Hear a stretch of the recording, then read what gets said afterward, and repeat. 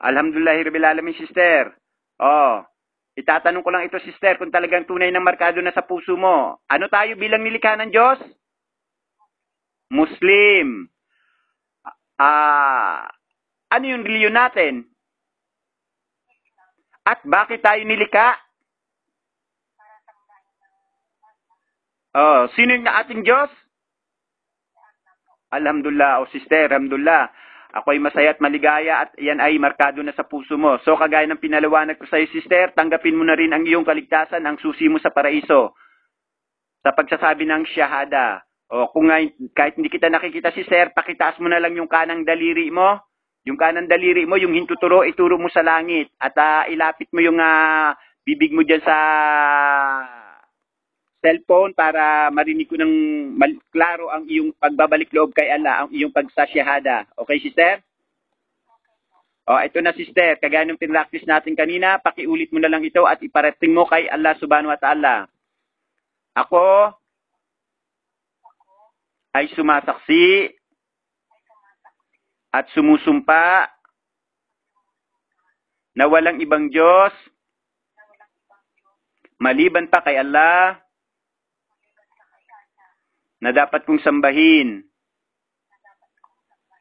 Ako rin ay sumasaksi na si Muhammad ay isa lamang propeta. Sugo, alipin ni Allah. Ako rin ay sumasaksi na si Jesus, anak ni Maria, ay isang propeta, sugo, alipin ni Allah. Asyhadu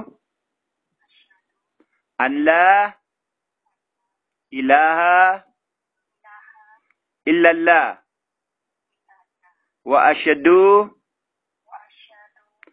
anna Muhammadan abduhu wa rasuluh wa asyhadu anna Isa ibnu Maryam Abdullahi wa rasuluh. Allahu Akbar. Allahu Akbar. Alhamdulillah, sister, congratulations. Ikaw ay tunay ng ganap ng Muslim sa iyong puso ngayon. Inshallah, pag-aralan mo ang pagsamba kay Allah. May Facebook ka ba? Alhamdulillah. So, kunin ko Facebook mo at doon tayo magtuturoan kung wala kang panahon pumunta sa Islamic Center. Okay ba, sister? Alhamdulillah.